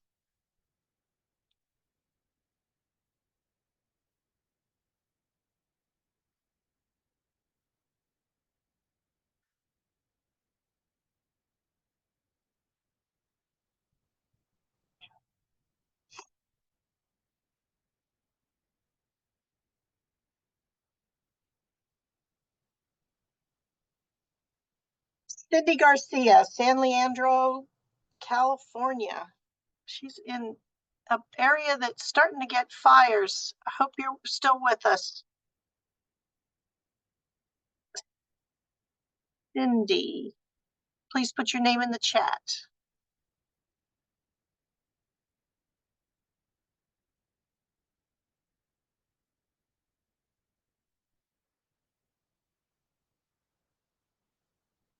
Gilda Laurel, Northside ISD in Texas.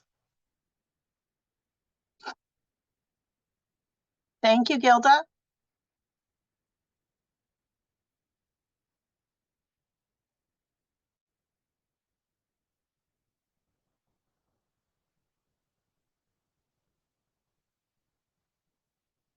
Juan Torres from Eagle Pass.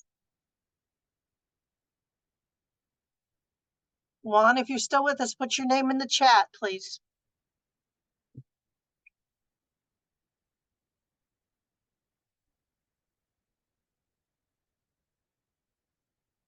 Xavier Warren, HEB. Xavier, please put your name in the chat so we know you're still with us.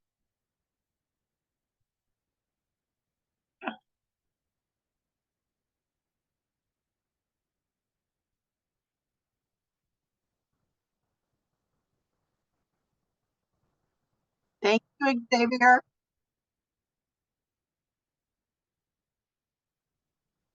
Okay, Darian Henderson from Hemet in California. Darian, are you still with us? Please put your name in the chat.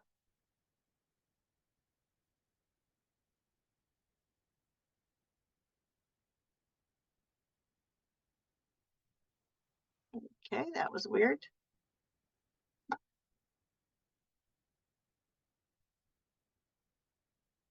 Sorry, guys, my wheel froze, but we'll see. Get the next one here.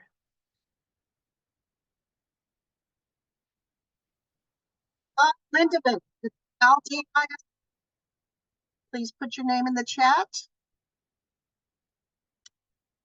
Yes, Texas is representing. Okay. Todd, if you're still with us, please put your name in the chat. Oh, Todd, thank you. Excellent. Jamie says they're in the wrong state. So we see if we can't solve that for you. There's that California. Urban Rosario, please put your name in the chat.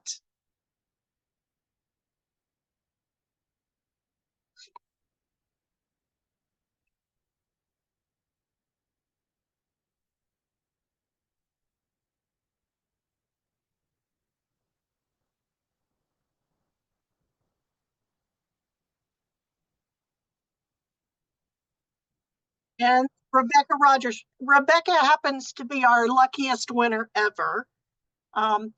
So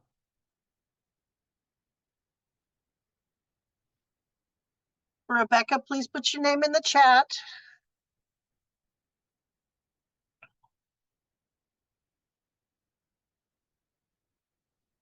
Excellent, thank you. Allison Woods. Allison is going to be a presenter for us in the very near future. Allison, are you still with us? And she represents Warren, who was featured in Carolyn's presentation. Allison, please put your name in the chat if you're still with us. I need to do a count here. So we've got Scott and Gilda and Xavier and Todd, Rebecca, And okay, so I've got 6 so far. Let's get 4 more real quick and let you guys on with the rest of your day.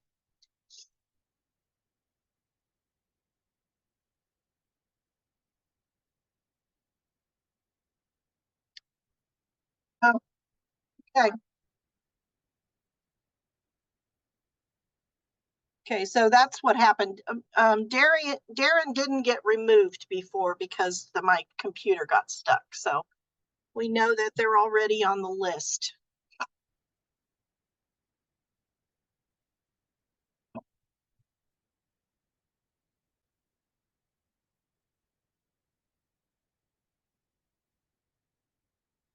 Tanika Ritter, Michigan, from Centerline. Are you with us, Tanika?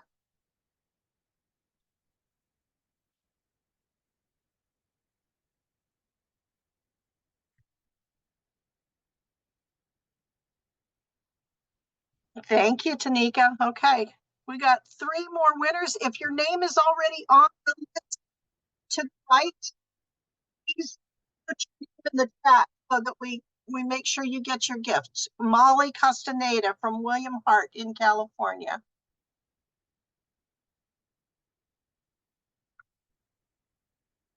Excellent. Okay. Molly, thank you. Okay. Last 2 winners. Again, if your name is on the right, in this list to the right, your name has been drawn.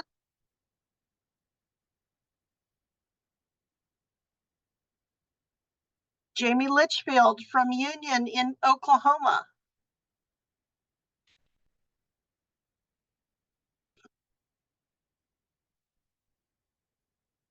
Thank you, Jamie. Awesome. Now we've got a few different states represented. See if we can get another state here.